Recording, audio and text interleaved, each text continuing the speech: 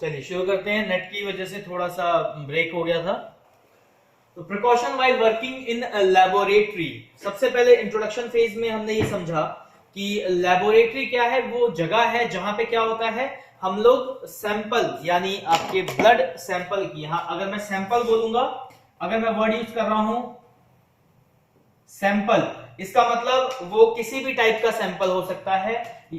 वो ब्लड से रिलेटेड भी हो सकता है, वो बॉडी फ्लूइड से रिलेटेड भी हो सकता है। बॉडी फ्लूइड मतलब कोई भी स्पूटम, स्टूल, वाउंड, पस, यूरिन, ठीक है, किसी भी तरीके का फ्लूइड हो सकता है वो, ठीक है, या CSF, ठीक है, वाजाइनल डिस्चार्ज, किसी भी तरीके का फ्लूइड हो सकता है। अगर मैं सैंपल बोल रहा हूं तो मैं बॉडी फ्लूइड के अंदर ब्लड भी आ जाता है, तो इसे आप ऐसे समझ सकते हो, थोड़ा कंफ्यूजन कम हो जाएगा। सैंपल मतलब बॉडी फ्लूइड में आपका ब्लड सैंपल भी आ सकता है, ठीक है।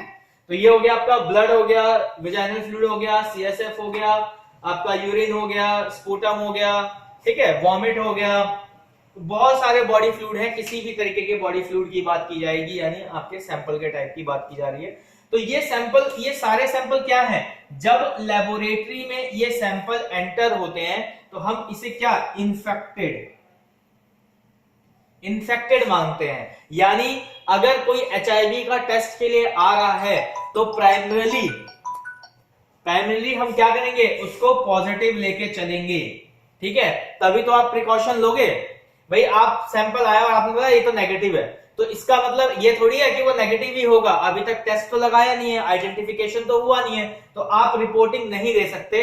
तो हम क्लॉज क्या लेके चलते हैं उसका कि भाई ये पॉजिटिव हो सकता है, तो हमें प्रिकॉशन लेके इस टेस्ट को करना है, ठीक है। तो ये प्रिकॉशन जो वर्ड है, प्रिकॉशन बेसिकली यहां पे प्रिकॉशन जो वर्ड यूज किया जा रहा है ये एम्प्लॉय के लिए यूज किया जा रहा है, ये लैब टेक्नीशियन के लिए यूज किया जा रहा है, ठीक है। ये लैब टेक्नीशियन के लिए यूज किया जा रहा है प्रिकॉशन। और क्या क्या प्रिकॉशन लेनी चाहिए लेबोरेटरी में, कौन कौन से हैजार्ड हैं जो लेबोरेटरी में हो सकते हैं, जिसकी वजह से जो काम करने वाला एम्प्लॉय है उसको प्रॉब्लम हो सकती है या वो इन्फेक्टेड हो सकता है, वो आज हम इस यूनिट में पढ़ेंगे, इस एक्सपेरिमेंट में पढ़ेंगे। आपका प्रैक्टिकल फेज शुरू कराया है।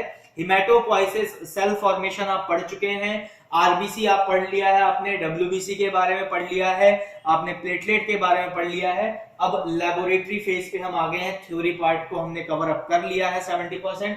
कुछ एक आधा जैसे कोगुलेशन है या आपका कुछ एक और टेस्ट है, तो वो हम फर्दर आगे जब शुरू करेंगे तब करेंगे। लेकिन अभी हम इसमें प्रैक्टिकल फेज में समझेंगे कि अभी तक जो हमने पढ़ा उसका प्रैक्टिकली क्या क्या फेज हम यूटिलाइज करते हैं अपना BSc MLT या DMLT करते हैं, ठीक है। तो बात करते हैं सबसे पहले प्रिकॉशन की। तो प्रिकॉशन से क्या समझते हो विनीत कुमार, प्रिकॉशन से आपको क्या समझ में आता है? विनीत सुन पा रहे हैं?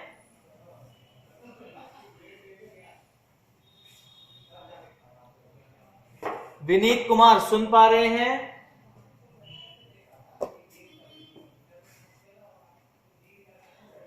ओके, प्रिया पाल, प्रिकॉशन से क्या समझ में आता है आपको?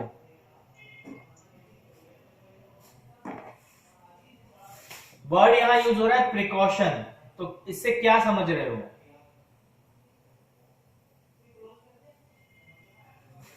प्रिया पाल आवाज आ रही है? Yes sir. प्रिकॉशन से क्या समझते हो आप?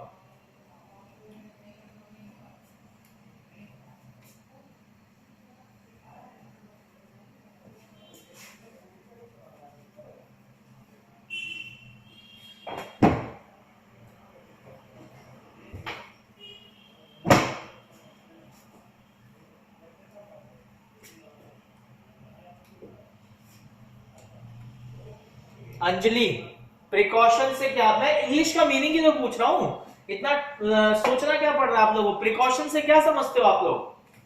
सर प्रिकॉशन मतलब जैसे कोई लेबोरेटरी में टेस्ट परफॉर्म कर रहे हो, क्या क्या गलती हो सकती है।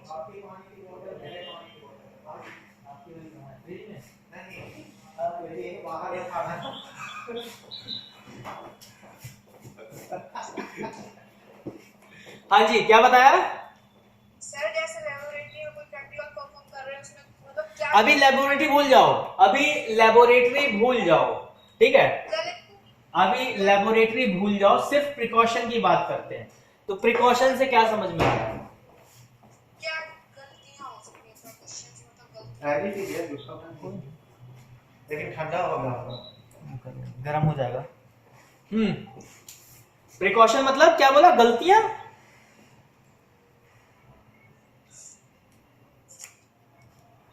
दोबारा बताना बेटा। सर गलतियां हो सकती है, कौन कौन सी गलतियां हम करते हैं? तो फिर मिस्टेक किसे बोलोगे? हाँ सर, मिस्टेक। अगर प्रिकॉशन मतलब गलतियां हैं तो मिस्टेक मतलब क्या है? सर मतलब उन गलतियों से मतलब बचाव कर सकते हैं, कैसे बचाव कर सकते हैं? बचाव कैसे कर सकते हैं, वो पार्ट होता है प्रिकॉशन। आया भाई बाकियों को समझ में? सिंपल मीनिंग है प्रिकॉशन। कहते हैं ना, precaution is better than cure. इसका हिंदी अगर अनुवाद सुनोगे तो प्रिकॉशन यानी बचाव करके रखना ज्यादा बढ़िया होता है कि बीमार होने के बाद उसका इलाज करो। आपको पता है ठंड हो रही है, आपको पता है बारिश हो रही है, और आप छाता लेके ना निकलो, आप जैकेट पहन के मत निकलो, क्या होगा? ठंड लग जाएगी। तो आपने क्या किया? प्रिकॉशन नहीं लिया तो आपको ठंड लग गई। आपने छाता नहीं लिया और दिख रहा है कि बारिश जैसा मौसम हो रहा है, बारिश हो गई और आप भीग गए, तो आपने प्रिकॉशन नहीं लिया, आप भीग गए, आप बीमार पड़ सकते हो। और वही आपने प्रिकॉशन ले लिया, बारिश जैसा मौसम में आपने छाता ले लिया, ठंड ज्यादा हो रही है, जैकेट ले लिया, कैप डाल ली, तो क्या है? ये प्रिकॉशन है। इसके अगेंस्ट कि भाई हम जिस एनवायरमेंट में जा रहे हैं, जिस एनवायरमेंट में एंटर कर रहे हैं, एनवायरमेंट यहां लेबोरेटरी को डिनोट किया जा रहा है। एनवायरमेंट यहां पे लेबोरेटरी को बोला जा रहा है। जिस एनवायरमेंट में जा रहे हो, यानी जिस जगह जा रहे हो, वहां का एनवायरमेंट, वहां का एटमॉस्फेयर बहुत सारे चीजों से घिरा हुआ है, बहुत सारे हैजार्डियस चीजों से घिरा हुआ है। तो वहां जाने से पहले, वहां काम करते वक्त आपको क्या क्या प्रिकॉशन रखना है, वो ध्यान देने वाली बात है। हाँ जी प्रियापाल जी, कुछ आया समझ में? Yes sir. तो अब आगे बढ़ते हैं। प्रिकॉशन तो समझ में आ गई। प्रिकॉशन कहीं पे भी लिया जा सकता है, कोई भी काम करते वक्त। आप किचन में कोई काम कर रहे हो तो भी आपको प्रिकॉशन लेना होता है, आप घर में कोई काम कर रहे हो तो भी आपको प्रिकॉशन लेना होता है, आप सड़क क्रॉस कर रहे हो तो भी आप प्रिकॉशन लेते हो। देखते हो ना, एक बार दाएं देखोगे, एक बार बाएं देखोगे, राइट लेफ्ट देखोगे एक बार, हाँ भाई गाड़ी तो नहीं आ रहा है, कोई आ तो नहीं रहा है कुछ लेके, तब आप क्रॉस करते हो। ऐसा तो नहीं है बस सामने देखा और चल दिए। हाँ जी, बस कोई ठोक जाए, कोई दिक्कत ही नहीं है।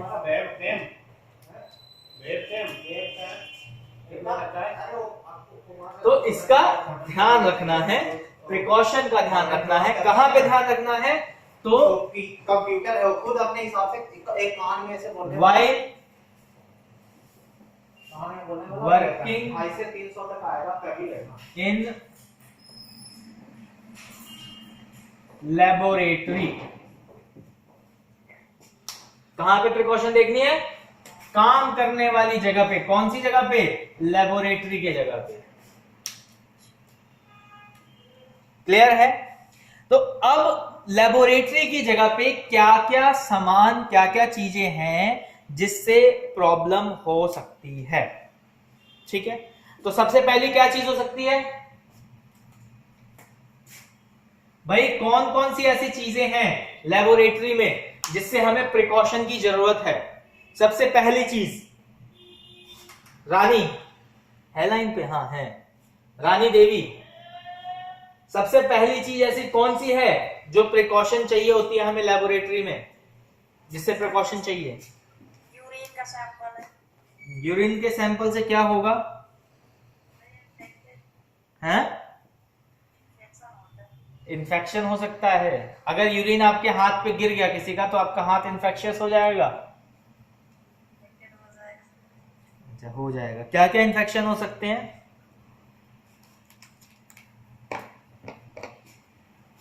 सुबह सुबह नहा धो के बढ़िया सा नाश्ता करके जाओ, सामने रखा है स्टूल का टेस्ट, भाई स्टूल रूटीन करनी है और स्टूल गिर गया अपने हाथ पे, तब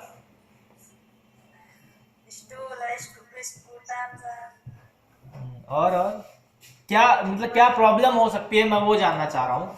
आपने बोला स्पेसिफिक यूरिन का नाम लिया, मैं इसलिए जानना चाह रहा हूँ कि यूरिन से क्या ज्यादा सबसे मेजर प्रॉब्लम जो है यूरिन से इन्फेक्शन में क्या हो सकती है? Bacterial infection.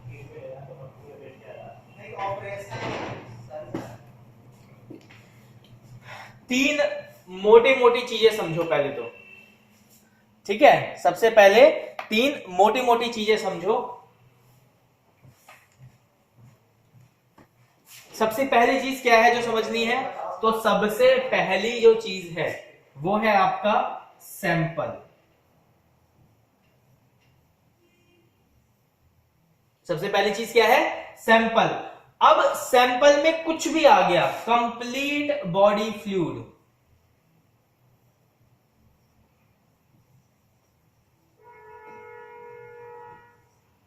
सैंपल में क्या आ गया? कंप्लीट बॉडी फ्लूइड आ गया। कोई भी, चाहे वो स्टूल हो, चाहे वो यूरिन हो, चाहे वो वॉमिट हो, चाहे वो एनल डिस्चार्ज हो, चाहे वो यूरिन वेजाइनल डिस्चार्ज हो, चाहे वो पेनस डिस्चार्ज हो, चाहे वो सीएसएफ हो, चाहे वो आपका वॉश फ्लूइड हो, स्टमक वॉश फ्लूइड हो, चाहे वो बाउंड का कोई पस हो, ठीक है, चाहे एफएनएससी का कोई सैंपल हो, चाहे सीएनएससी का कोई सैंपल हो, एनी फ्लूइड, बॉडी का कोई भी फ्लूइड आपके लिए क्या है? पहला हैजार्डियस कंडीशन है, ठीक है? अब आ जाते हैं दूसरा प्रिकॉशन के लिए। भाई हमें दूसरी कौन सी ऐसी चीज है लैब में जिससे हमें प्रिकॉशन लेना होता है? तो दूसरी हमारी चीज हो जाती है फिर रिएजेंट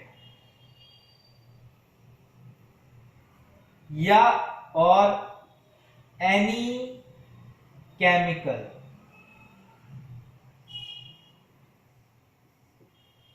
ठीक है भाई, रिएजेंट एसिडिक होता है या बेसिक होगा, दो में से कोई पार्ट होगा। एसिडिक होगा तो भी रिएक्शन करेगा, बेसिक होगा तो भी रिएक्शन करेगा, क्योंकि हमारी स्किन क्या है? सेंसिटिव है। अगर इस पे कोई एसिड गिरेगा तो भी रिएक्शन हो जाएगा, अगर कोई बेस गिर जाएगा, बेसिक सॉल्यूशन गिरेगा तो भी रिएक्शन हो जाएगा। तो हमें किससे ध्यान रखना है? एनी केमिकल, यानी कोई भी रिएजेंट जो हम उसमें यूज कर रहे हैं, ठीक है? तीसरा किससे चीज से हमें नुकसान हो सकता है? तो वो है इक्विपमेंट्स।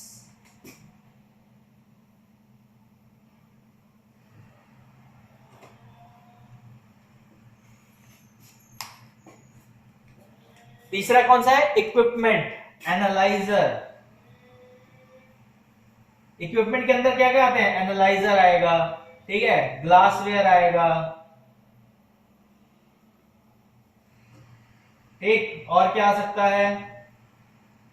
एनालाइजर हो गया, ग्लासवेयर हो गया, और बताओ भाई और क्या आ सकता है? अंजलि है? Syringe, collection material, collection kit, ठीक है, बहुत सारी, ठीक है, आर्टिकल्स में बहुत सारे, इक्विपमेंट में क्या, बहुत सारे आर्टिकल। मेजर मैंने बता दिया, जो आपका ग्लासवेयर का कुछ आर्टिकल हो गया, कुछ आपका एनालाइजर के पार्ट हो गया, ठीक है?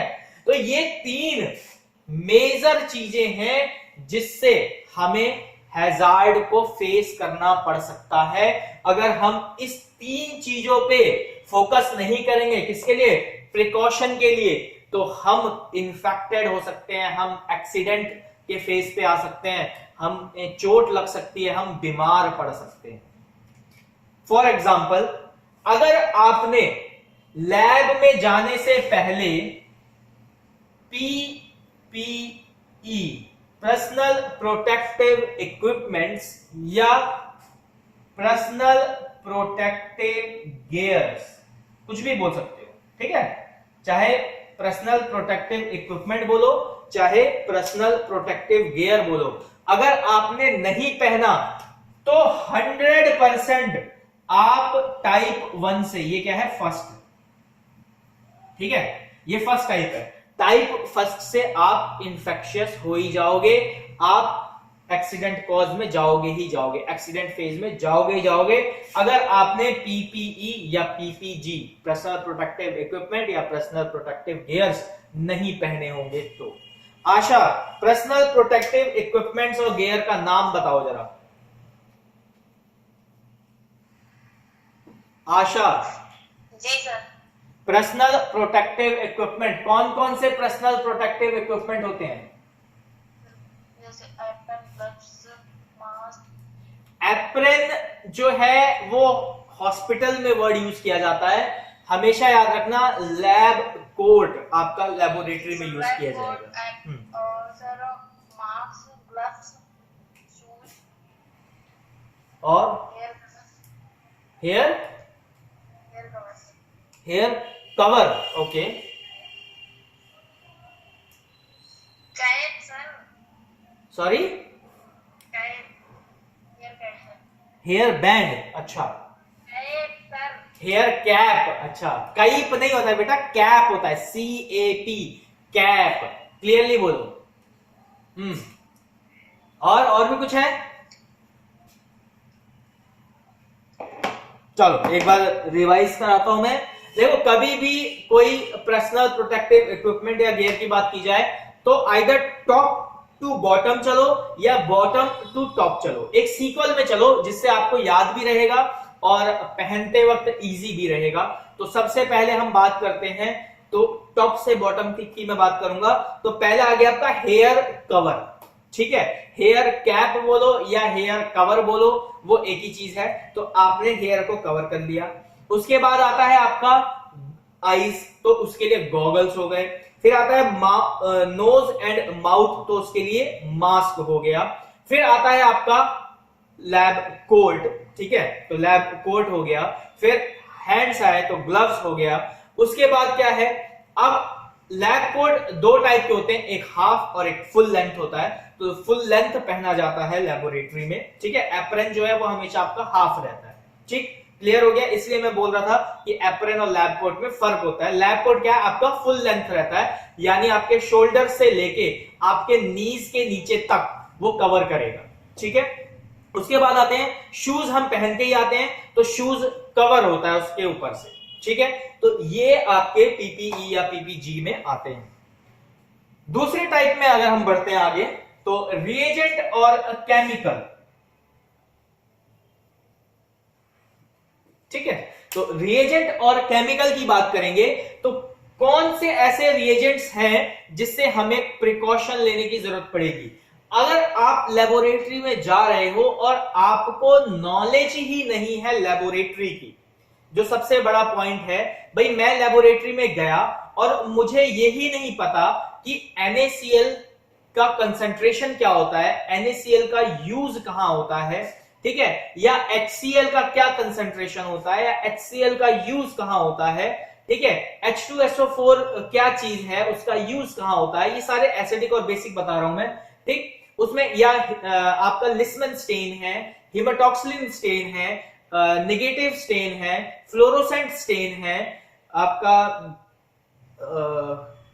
और अदर बैक्टीरियल स्टेन है, मीडियाज हैं, ठीक है। अगर मुझे उस केमिकल के, उस चीजों के नॉलेज नहीं होगा, मुझे पीएच की नॉलेज नहीं होगी, ठीक है, कि वो एसिडिक में है या बेसिक में है, अगर मुझे पीएच की नॉलेज नहीं होगी कि एसिडिक है या बेसिक है, अगर मुझे उसके स्पेसिफिक ग्रेविटी की नॉलेज नहीं होगी, अगर मुझे उस केमिकल का यूज नहीं पता होगा, तो भी 100% चांसेस हैं कि मैं क्या है, इन्फेक्शियस हो सकता हूं, उससे हैजार्ड कॉज हो सकता है। फॉर एग्जांपल कैसे, भाई एक बीकर में मान लो कंसंट्रेटेड HCl रखा हुआ है, ठीक है, एक बीकर में लेबल करके कंसंट्रेटेड 95% आपका रखा हुआ है HCl, और मुझे नॉलेज ही नहीं है, मैंने इस बीकर में कोई वाटर का गिलास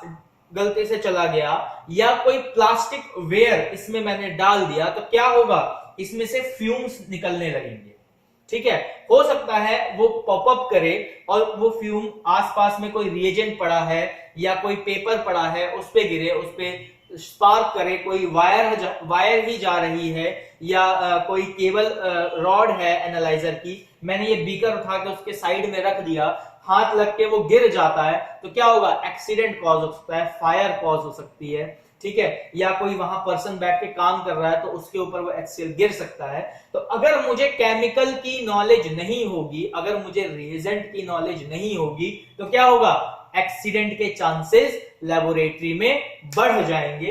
इसी वजह से जो सेकंड टाइप है वो हमारा आता है नॉलेज ऑफ रिएजेंट और एनी अदर केमिकल्स। क्लियर हो गया, इतना क्लियर हुआ सेकंड टाइप तक? ठीक है, अब आगे बढ़ते हैं। आगे बढ़ने से पहले एक चीज थोड़ा सा समझ लीजिए, लेबोरेटरी में और कलेक्शन सेंटर में जो प्रिकॉशन है वो अलग अलग होता है। हॉस्पिटल में, लेबोरेटरी में, कलेक्शन सेंटर में, कोई डायग्नोस्टिक सेंटर है, वो एक्सरे है तो उसका प्रिकॉशन अलग होगा, जो अल्ट्रासाउंड रूम है उसका प्रिकॉशन अलग होगा, जो एमआरआई रूम है उसका प्रिकॉशन अलग होगा, जो सिटी स्कैन रूम है उसका प्रिकॉशन अलग होगा, ठीक है। लेबोरेटरी में भी बहुत अलग अलग लेबोरेटरीज हैं, तो उसमें इक्विपमेंट्स वगैरह अलग अलग इक्विपमेंट्स होते हैं और उस इक्विपमेंट के अलग अलग प्रोसीजर प्रोटोकॉल्स होते हैं यूज करने के लिए, और उसके प्रोटोकॉल और प्रोसीजर के हिसाब से ही उसके लिए हम प्रिकॉशंस को जो है डिफाइन किया जाता है। तो ये डेफिनेशन जो है इक्विपमेंट्स वाली, इसको as per the place define किया जाता है। सबसे पहले हम बात कर लेते हैं कलेक्शन सेंटर की। तो जब बात करते हैं कलेक्शन सेंटर की, तो कलेक्शन सेंटर में जो हमारा पहला इक्विपमेंट यूज होता है वो होता है निडल डिस्चार्ज, ठीक है, निडल डिस्कार्ड। तो निडल डिस्ट्रॉयर या निडल डिस्कार्ड जो है, वहां पे क्या है, स्पार्किंग होती है जब आप निडल को डिस्ट्रॉय करते हो, डिस्कार्ड कर रहे होते हो, ठीक है। तो जब आप उसको स्पार्क कर रहे होते हो तो वहां पे अगर कोई आसपास में फ्यूमेलेबल कोई पार्ट पड़ा हुआ है, सपोज आपने इथाइल अल्कोहल ही एक रख रखा है साइड में, तो क्या होगा, फायर कॉज के चांसेस हो जाएंगे। तो इसीलिए आपको हर एक इक्विपमेंट की नॉलेज होनी चाहिए कि उसका वर्किंग प्लेस का जो उसका एरिया है, प्लेस है, वो कितना कैसे सेट करके रखा जाता है, कितने डिस्टेंस पे कोई दूसरा आर्टिकल रखना चाहिए, हमें किस पोजीशन में खड़े होके काम करना है, तो वो वाला पार्ट आपका इक्विपमेंट के साथ हो। चलिए अब इसको शुरू करता हूं लेबोरेटरी फेज में। तो लेबोरेटरी में बहुत सारे एनालाइजर हैं। एनालाइजर आपके दो पार्ट में डिवाइड होते हैं, एक होता है सेमी ऑटो एनालाइजर, एक होता है फुल्ली ऑटोमेटिक एनालाइजर, ठीक है। तो दो टाइप के एनालाइजर्स होते हैं। ग्लासवेयर भी दो टाइप के आ जाते हैं, एक क्वार्ट्ज की फॉर्म में होता है और एक सिंपल ग्लास की फॉर्म में होता है, ठीक है। क्वार्ट्ज जो है वो गिरने पे टूटता नहीं है, और ग्लास जो है अगर वो गिरा तो वो ब्रेक डाउन हो जाएगा, वो पीसेस में हो जाएगा। तो ये सारी चीजें, जैसे ग्लास की बहुत जो कॉमन चीज हम लेबोरेटरी में यूज करते हैं ग्लास मटेरियल की, वो है स्लाइड। अब हमें इक्विपमेंट से कैसे हम एक्सीडेंट के फेज पे आ सकते हैं, या हमें प्रॉब्लम हो सकती है, या हमें चोट लग सकती है, तो प्रिकॉशन कैसे लिया जाएगा और कौन कौन से ऐसे मेजर इंस्ट्रूमेंट है, पहले सिर्फ उसी की कंसोल की मैं बात करूंगा। तो मेजर इंस्ट्रूमेंट की बात करूं तो सबसे पहला जो मेजर इंस्ट्रूमेंट हमारे लेबोरेटरी में यूज होता है ग्लास का, वो है आपका ग्लास स्लाइड, ठीक है। ग्लास स्लाइड आपका जनरल ब्लड पिक्चर आप कहिए, पेरिफेरल स्मेयर कहिए, या कोई भी बैक्टीरियल स्मेयर कहिए, या ब्लड स्मेयर कहिए, किसी भी सेल का, चाहे वो डेड फेज में हो चाहे वो लाइव फेज में हो, उसको देखने के लिए, उसकी मॉर्फोलॉजी को स्टडी करने के लिए हमें ग्लास स्लाइड की जरूरत पड़ती है। और ये ज्यादातर एक्सीडेंट कैसे कॉज करेगा, कोई HIV पॉजिटिव सैंपल था, उसका आप CBC भी लगा रहे थे और आपने उसका एक ब्लड स्मेयर बनाया, आपने ग्लव्स नहीं पहने थे, या आपका ग्लव्स आपके ग्लास स्लाइडर की वजह से फट गया था, या हल्का सा स्क्रैच आ गया था जिसकी वजह से सैंपल अंदर टच हो सकता है, और वो सैंपल आपके उसमें फिंगर में टच हुआ, या मोस्टली क्या होता है कि नेल्स के साइड में बहुत छोटे छोटे कभी कट्स लग जाते हैं, हम ध्यान नहीं देते हैं, तो वहां पे अगर आपका इंट्रोड्यूस होता है तो आपके बॉडी फ्लूइड से वो सैंपल कांटेक्ट में आया और आप इन्फेक्शियस हो गए। तो ग्लास स्लाइड को यूज करते वक्त, या कभी ग्लास स्लाइड नीचे गिरा तो आपने बिना किसी प्रिकॉशन के आपने सिंपली ग्लास स्लाइड को उठा के डस्टबिन में डाल दिया, या हाइपोक्लोराइड सॉल्यूशन में डाल दिया, ठीक है। तो उस टाइम पे भी अगर आपने प्रिकॉशन नहीं लिया, उसको properly step by step SOP follow करते हुए उसको डिस्कार्ड नहीं किया ब्रेक ग्लास को, तो भी आपको एक्सीडेंट का फेज देखना पड़ सकता है। निडल डिस्ट्रॉय करते वक्त अगर आप ज्यादा क्लोज हो डिस्ट्रॉयर के, तो हो सकता है जो उसके पॉपअप्स हैं, जो उसके स्पार्क्स हैं, वो आपके बॉडी के कांटेक्ट में भी आ जाए, आपने जो ग्लव्स पहना है उस पे भी गिर जाए, तो उसका आपने प्रिकॉशन नहीं दिया तो वहां वो दिक्कत आ सकती है। डस्टबीन्स जो होते हैं, मान लीजिए आप जब कोई चीज डिस्कार्ड कर रहे हो, ठीक है, आप डस्टबिन में थ्रो कर रहे हो, आपने प्रॉपरली थ्रो नहीं किया है, वो इधर उधर डस्टबिन के कॉर्नर्स में लगा है या बाहर ही गिर गया है डस्टबिन से टच होके, तो वहां पे भी वो प्रॉब्लम आ सकती है। पेशेंट के साथ आप डील कर रहे हो, आपने एक ही ग्लव्स पहना हुआ है, ठीक है, और आपने उससे पेशेंट को भी डील कर लिया, उसी ग्लव्स के हेल्प से आप BMW को भी ऑपरेट कर रहे हो, उसी ग्लव्स से आप सिरिंज भी डिस्कार्ड कर रहे हो, तो वहां पे भी इन्फेक्शंस के चांसेस आपके साथ साथ जिसको आप डील कर रहे हो उसके भी होने के चांसेस बढ़ जाते हैं। तो इसीलिए हमें ये 3 जो फेज है, पहला था आपका सैंपल, दूसरा था आपका केमिकल, और तीसरा है आपका इक्विपमेंट्स, ये तीनों फेज पे हमें प्रिकॉशन लेनी होती है। आगे बढ़ते हैं कि हम कैसे कैसे प्रिकॉशन लेंगे, क्या लेंगे। तो सैंपल के फेज पे किसी को कुछ पूछना है कि सैंपल के फेज में कैसे प्रिकॉशन लिया जाएगा। एक सिंपल सा फंडा है कि कोई भी सैंपल आ रहा है, treat that sample as a positive sample, treat that sample as a positive sample. तो ये पॉजिटिव सैंपल जब आप ट्रीट करोगे तो क्या होगा, आप ऑटोमेटिकली पीपीई पहनोगे, और पीपीई पहनोगे तो आपके जो चांसेस हैं एक्सीडेंट के वो कम हो जाएंगे, और पीपीई पहनना ही आपका डिनोट करता है कि आप प्रिकॉशन ले रहे हो। पहला पार्ट क्लियर हो गया, पहला पार्ट क्लियर हो गया, हो गया, ठीक है। दूसरे पार्ट पे आ जाते हैं रिएजेंट और केमिकल को लेके। तो रिएजेंट और केमिकल की बात कर लूं, अगर आपको पता है कि हेमाटॉक्सिलिन स्टेन कैसे बन रहा है, आप इथाइल अल्कोहल कैसे बना रहे हो, मिथाइल अल्कोहल कैसे बना रहे हो, आपको रिएजेंट की नॉलेज है, आपको ये पता है कि एक एसिडिक रिएजेंट में अगर आप एक न्यूट्रल लिक्विड डालोगे तो पॉपअप्स होंगे, या एसिडिक रिएजेंट को कोई प्लास्टिक वेयर में नहीं रखना है, ग्लास वेयर में रखना है, ठीक है, या हाईली ग्लास क्वार्ट्ज फॉर्म में रखना है।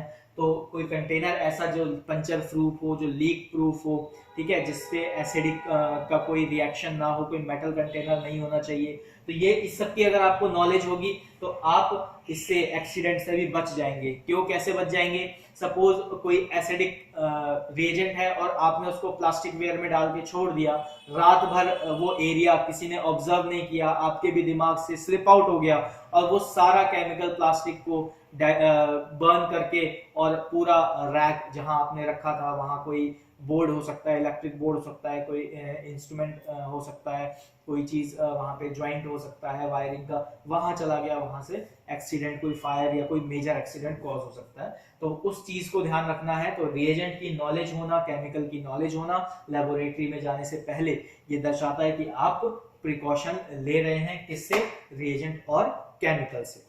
सेकेंड फेज क्लियर हो गया, सेकेंड फेज क्लियर हुआ? ओके, ठीक है। आगे बढ़ते हैं। इक्विपमेंट की बात कर ली जाए तो इक्विपमेंट में बहुत सारे इक्विपमेंट हैं, हर एक इक्विपमेंट को इस लेक्चर में बताना पॉसिबल नहीं है। मेरा यूट्यूब चैनल है, आप वहां जाके देख सकते हैं संतोष कुमार के नाम से, उसमें आप देख लेना। हर एक इंस्ट्रूमेंट का मैंने एसओपी के बारे में बता रखा है। वो बेसिकली एसओपी ही डिफाइन करता है कि आप उस इक्विपमेंट की नॉलेज आपको है या नहीं है। फॉर एग्जाम्पल, अगर आपको ब्लड कलेक्शन का प्रोसीजर नहीं आता है तो ब्लड कलेक्शन में यूज होने वाले इक्विपमेंट्स के बारे में भी नॉलेज नहीं है, ये एज्यूम किया जाता है।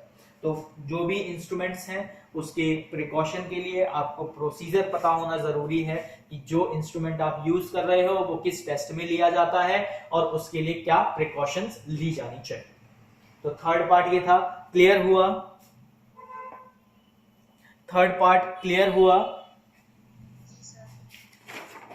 तो ये फर्स्ट फेज था। अब बात कर लेते हैं थोड़ा सा सेफ्टी प्रिकॉशंस कैसे कैसे लिया जाएगा। कुछ जनरल यहाँ पे टेस्ट की बात की जाएगी और कुछ जनरल सेफ्टी प्रिकॉशन की बात की जाएगी। अभी तक में किसी को कुछ पूछना है तो अभी पूछ सकता है।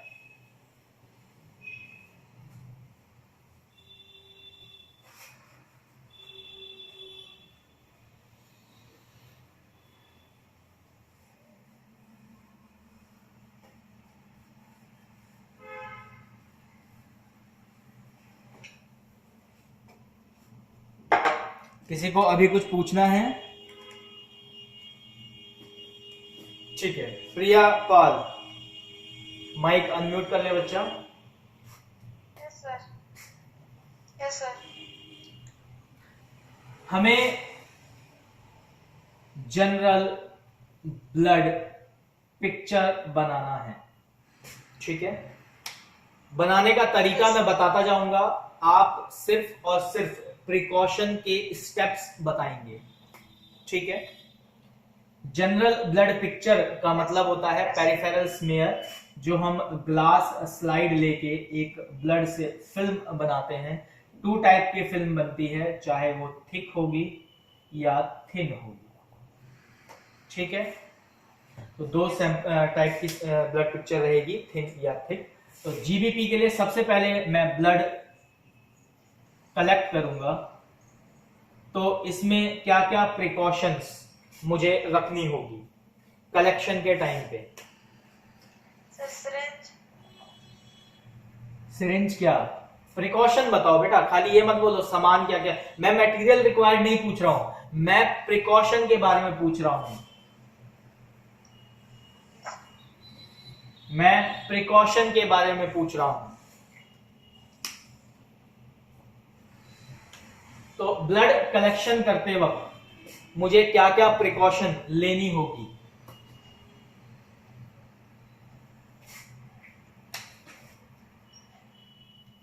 सर ग्लव्स पहनने होंगे।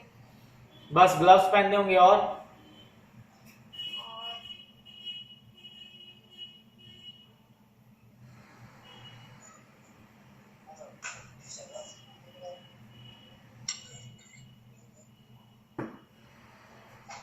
अंजलि राजपूत आप बताएं।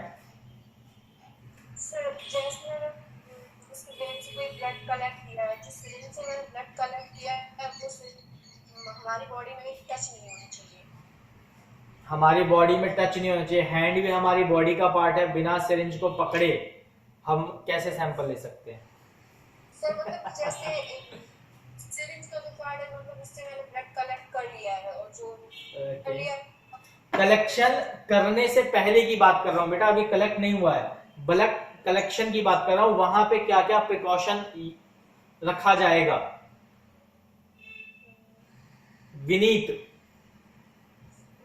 विनीत कुमार सुन पा रहे हैं? बताइए, ब्लड कलेक्शन करने से पहले क्या क्या प्रिकॉशन करना जरूरी है? प्रिकॉशन का मतलब क्या सर, हिंदी में बताना। सावधानियां,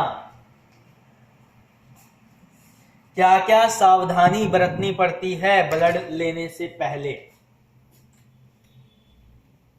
सर हमें हमारे पूरी तरह सर हमारे पास फुल सामान होना चाहिए। जैसे फुल सामान जैसे सर हमारे पास बाल है, सिरिंज है, टॉनिक है और कॉटन है। तो ये तो मटेरियल हो गया ना, मैं तो प्रिकॉशन की बात कर रहा हूं।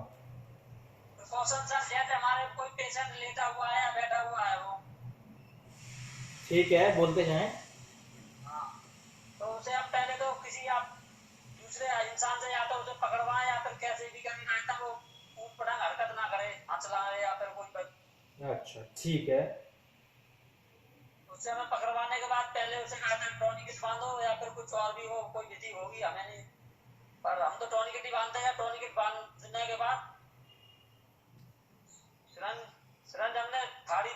आप मुझे ब्लड कलेक्शन का प्रोसीजर बता रहे हैं, मैं अगेन रिपीट कर देता हूं, मैं प्रिकॉशन की बात कर रहा हूं। और जब बात प्रिकॉशन की जाती है, मतलब जो बंदा सैंपल निकाल रहा है, जो फ्लैबो सैंपल ले रहा है, हमें उसकी बात करनी है आज।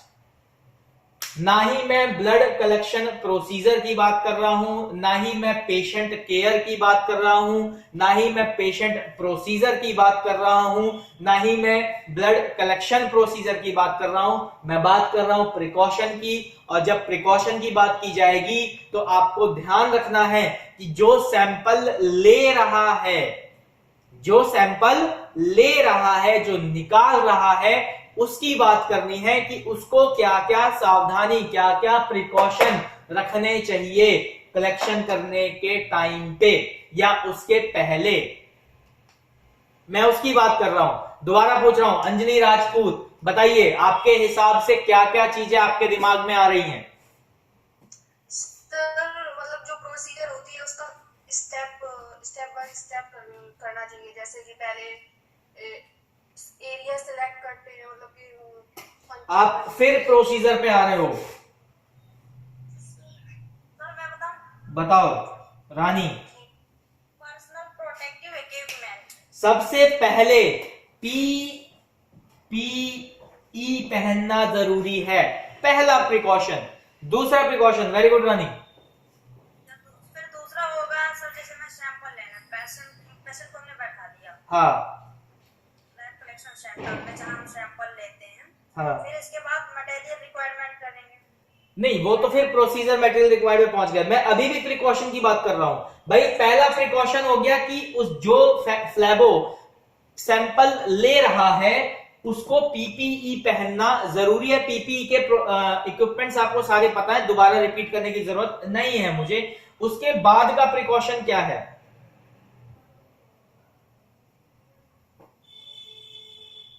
आशा जी सर। बताएं। और एक तो हो गया पीपीई पहनना, भाई खुद को बचा के रखने के लिए पीपीई पहन लो, वो तो हो गया। उसके बाद और क्या क्या चीज है याद करो। वो 3 मेजर चीजें जो मैंने अभी जस्ट इससे पहले बताई कि कहां कहां पे दिक्कत होती है, वहां प्रिकॉशन लेना पड़ता है। तो पहला तो हो गया आपका पीपीई। दूसरा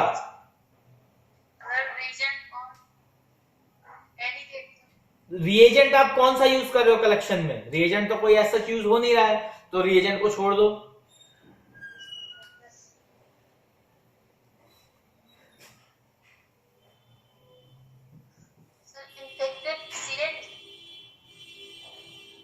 नॉलेज, एसओपी की नॉलेज, स्टैंडर्ड ऑपरेटिंग प्रोसीजर की नॉलेज अगर नहीं है तो भी क्या है, आपका एक्सीडेंट हो सकता है। आप सामने वाले को चोट दे सकते हो या आपको भी चोट लग सकती है। आपको सिरिंज पकड़ना नहीं आता है, आपको सिरिंज खोलना नहीं आता है, आपको निडल का कैप रिमूव करना नहीं आता है, तो क्या होगा? नहीं तो निडल आप ही को चुभ जाएगी, नहीं तो सामने वाले को चुभ जाएगी। आपका काम करते वक्त हाथ अगर कांप रहा है तो सामने वाले को कॉन्फिडेंस कैसे आएगा? और हाथ कब कांपेगा? जब आपने प्रैक्टिस ना की हो, जब आपको नॉलेज ना हो। तो पहला हो गया पीपीई, दूसरा हो गया एसओपी, स्टैंडर्ड ऑपरेटिंग प्रोसीजर की नॉलेज होना। तीसरा आता है आपका इक्विपमेंट।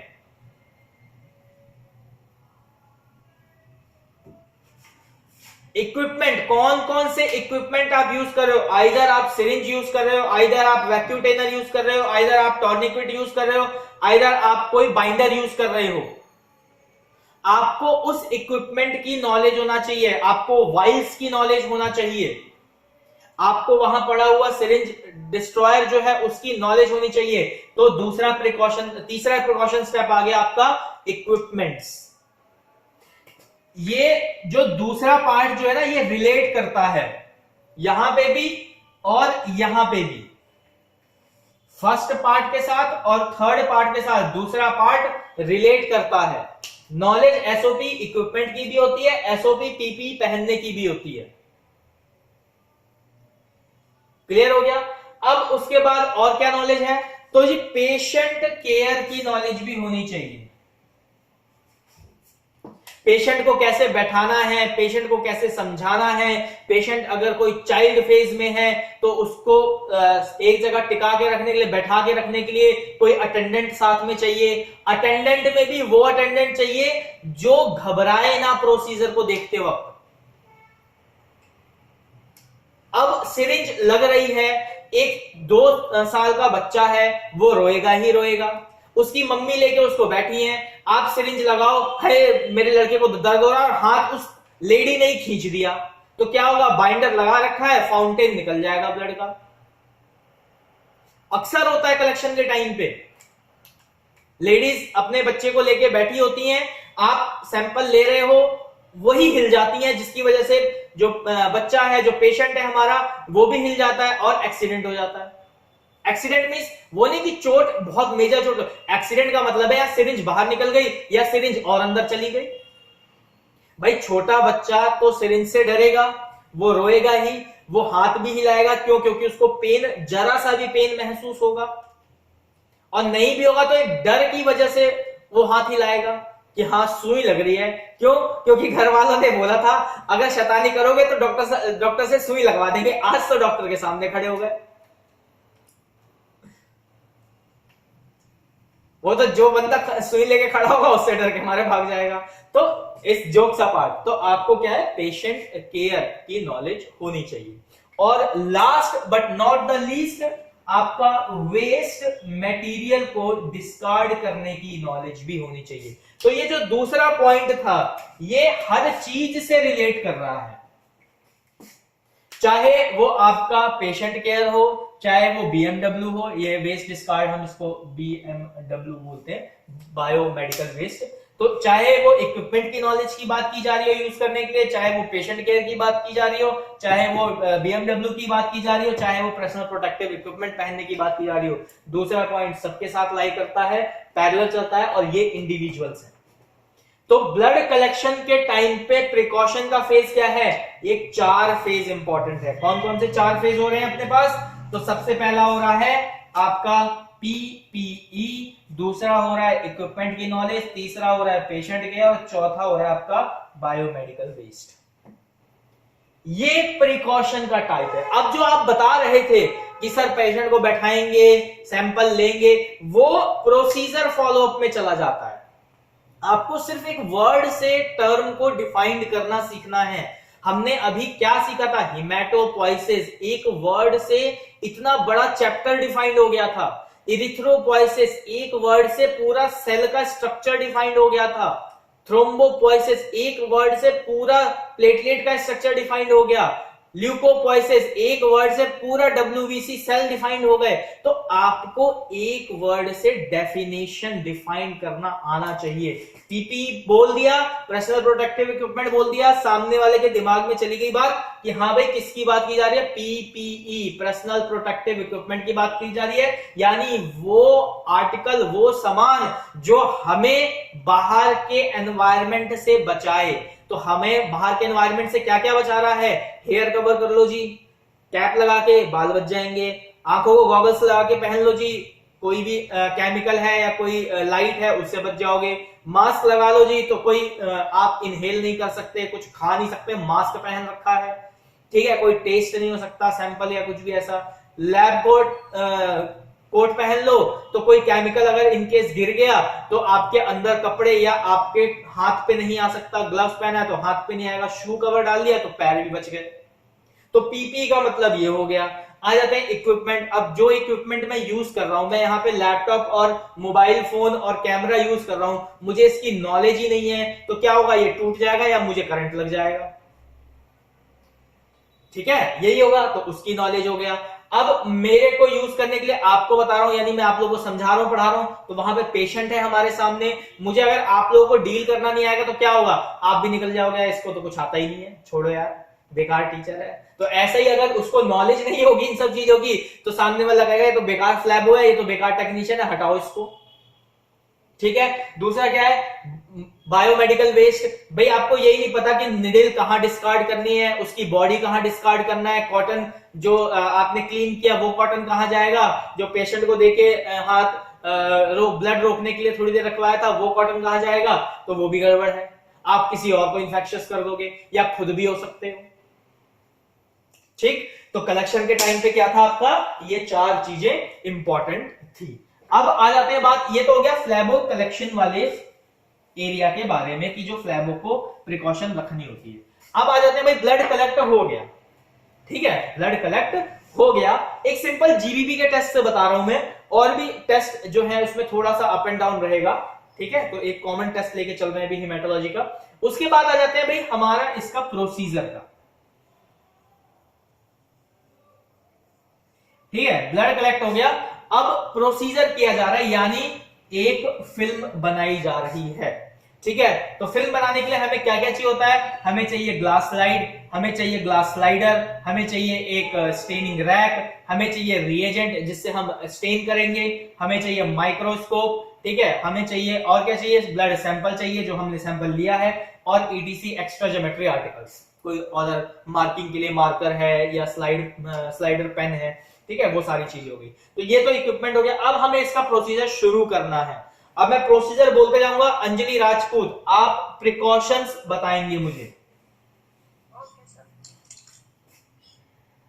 बाकियों को समझ में आ रहा है? आशा, रानी, विनीत, प्रिया, आ रहा है समझ में? इधर आशा, रानी, किसने बोला? अभी आशा ने बोला आ रहा है। विनीत, समझ में आ रहा है? विनीत कुमार, आधे टाइम तो गायब ही रहता है। प्रिया पाल, समझ में आ रहा है? सर आ रहा है सर, गायब नहीं रहते।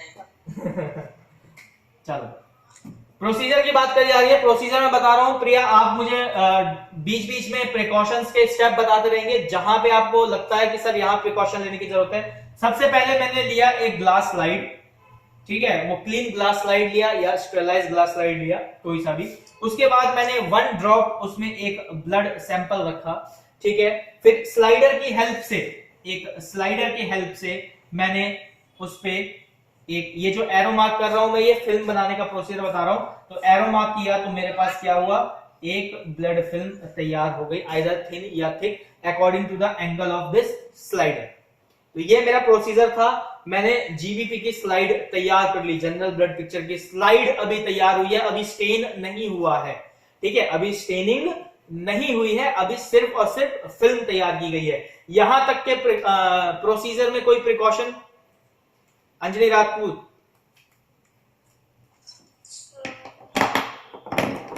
यहां तक के काम करने में कोई प्रिकॉशन लेना होगा मुझे?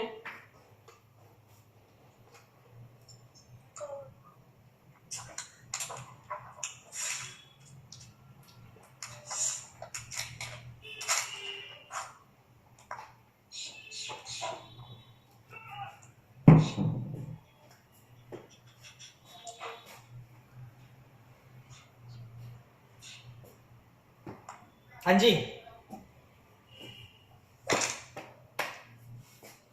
प्रिया पाल। सर हाँ विनीत, बताएं। इससे पहले सर, पहले तो हमें ब्लड को देखना चाहिए, हमारा ब्लड गायता है, हमने उसे गायला घुमा दिया गायता है, मिक्स कर लिया वो पहले तो।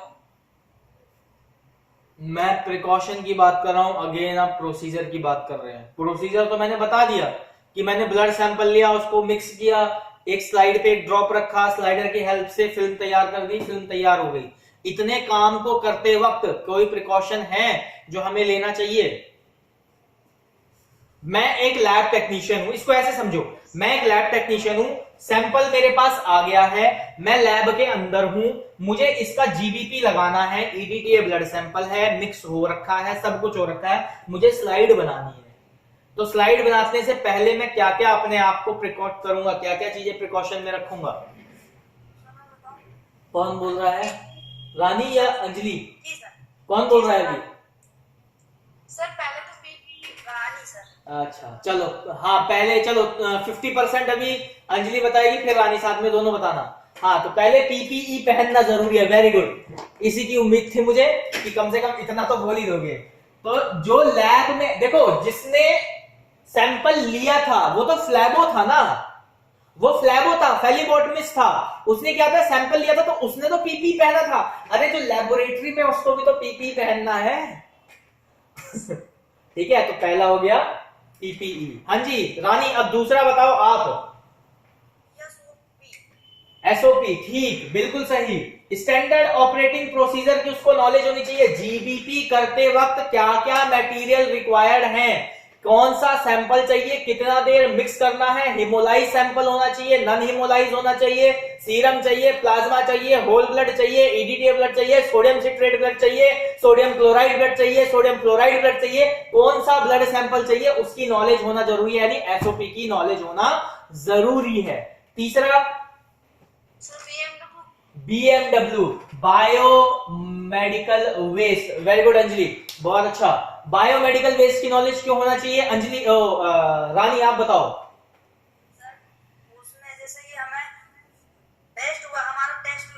हाँ इसका ये नॉलेज होना चाहिए कि जैसे ग्लास वेयर है तो किस करेक्ट, बिल्कुल सही। हमने जो स्लाइडर यूज किया उसको डिस्कार्ड तो करना है। आपको यही नहीं पता कि स्लाइडर डिस्कार्ड होता है 1% हाइपोक्लोराइड सॉल्यूशन में, और आपने उसको उठा के सीधे डस्टबिन में डाल दिया। डिस्कार्ड करना था व्हाइट पंचर बैग में, ठीक है, पंचर फ्री बैग में जिसके अंदर 1% हाइपोक्लोराइड सॉल्यूशन पड़ा हुआ है, और आपने उठा के सीधा उसको रेड में डाल दिया, तो क्या हुआ, एक्सीडेंट के चांसेस बढ़ गए। वाले बैग में तो हमने डाल दिया जनरल वाले में। ये हाँ बिल्कुल करेक्ट, डालना था बायोमेडिकल वाले में, डाल दिया जनरल वाले में। ये भी बहुत सही, अच्छा बोला बेटा आपने, वेरी गुड रानी। तो ये जो बीएमडब्ल्यू की नॉलेज है ये होना जरूरी है, एसओपी की नॉलेज होना जरूरी है, और पीपीई पहनना जरूरी है। तो ये 3 तो हो गया। कहां तक हो गया जी, स्लाइड बनाने तक का। अभी स्लाइड बना है, अब आगे चल रहा हूं मैं। अब स्लाइड बन गई, अब प्रोसीजर होगा जी स्टेनिंग का। देखो चीजों को समझो, हमने 3 मेजर चीजें समझी थी। पहला था हमारा इक्विपमेंट, सॉरी पहला था हमारा क्या था, पहला क्या था, what was the first, PP self protection. Self protection यानी सैंपल से रिलेटेड नॉलेज होना, ठीक है। उसके बाद था आपका रिएजेंट केमिकल का, और तीसरा जो था इक्विपमेंट्स का था। तो वो कहां कहां कैसे कैसे अप्लाई किया जा रहा है वो समझ रहे हैं हम लोग। तो हमारी स्लाइड बन चुकी है, हमने स्लाइड बना ली है। स्लाइड की मैं दोबारा फोटो बना देता हूं, अच्छा बनी पड़ी है, दोबारा क्या बनाना है, इसी को यूज कर लेते हैं। अच्छी सी ग्रीन सी हमने स्लाइड एक बना रखी है। तो अब हमें करना है स्टेनिंग। सपोज लिसमन स्टेन कर रहे हैं हम, ठीक है। तो मैंने क्या किया, एक स्टेनिंग रैक लिया, उसके ऊपर एक ग्लास स्लाइड रख दी, ठीक है। यहां उसकी ब्लड फिल्म बनी हुई है, मैंने इस पे पहले लिसमन स्टेन से इसको कवर कर दिया, ठीक। तो लिसमन स्टेन से मैंने स्लाइड को कवर कर दिया। फिर 2 से 5 सेकंड बाद मैंने इसमें बफर सॉल्यूशन डाल के इसको क्या किया, तो इसको पूरी स्लाइड को कवर कर दिया, ठीक है, और इसको स्टेनिंग के लिए छोड़ दिया, ठीक है। अब ये स्टेन हो रहा है, एक पर्टिकुलर टाइम पीरियड जो लिसमन स्टेन का है, टेम्परेचर, एटमॉस्फेयर, क्लाइमेट वगैरह सब देके मैंने उसको इंक्यूबेशन के लिए छोड़ दिया है। वो रूम टेम्परेचर पे इंक्यूबेट हो रहा है। उसके बाद क्या किया जी, रनिंग टैप वाटर में मैंने उसको रिंज कर दिया। रिंज करना मतलब उसको हटाना, इसको हटाया, रिंज कर दिया। रिंज करने के बाद एयर ड्राई किया। इसका जो अपोजिट साइड है, स्लाइड का जो अपोजिट साइड है उसको वाइप किया। जहां स्मेयर बनाया वहां वाइप नहीं करना होता, उसके अपोजिट साइड में अगर कोई यहां जैसे ऊपर स्मेयर था तो उसका जो नीचे वाला पोर्शन है उसको टिश्यू पेपर से वाइप करेंगे कि कुछ एक्स्ट्रा उसमें रिएजेंट वगैरह ना हो, क्लियर हो जाए। ऊपर से कोई वाइप नहीं करना होता है। ये वाइप होने के बाद हमारी जो स्लाइड थी वो ऐसे चमक के बाहर आ गई। ये ग्लास स्लाइड है, उसके ऊपर ये एक आपका स्मेयर चमक के आ गया। अब ये स्मेयर बन चुका है, स्टेन हो चुका है। अब स्टेन करते वक्त के प्रोसीजर में क्या क्या प्रिकॉशन रखना होता है, कौन बताएगा? प्रिया पाल।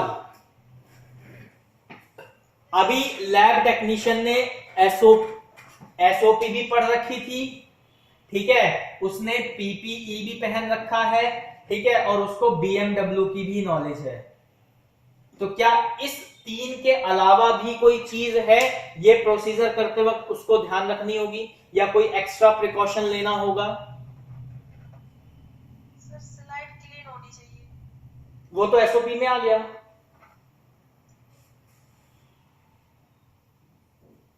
एसओपी का मतलब ही है कि वो बता रहा है कि कैसे कैसे क्या क्या चीजें चाहिए। एसओपी में सब कुछ आता है कंप्लीट, क्या आर्टिकल कैसा होना चाहिए और कैसे उस पर काम करना है।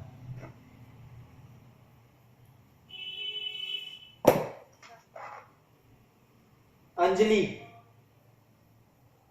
Yes sir. इसके 3 प्रिकॉशन के अलावा भी कोई एडिशनल प्रिकॉशन है जो लैब टेक्नीशियन को लेना होगा स्टेनिंग वाले प्रोसीजर में, जब वो स्टेन कर रहा है स्लाइड को?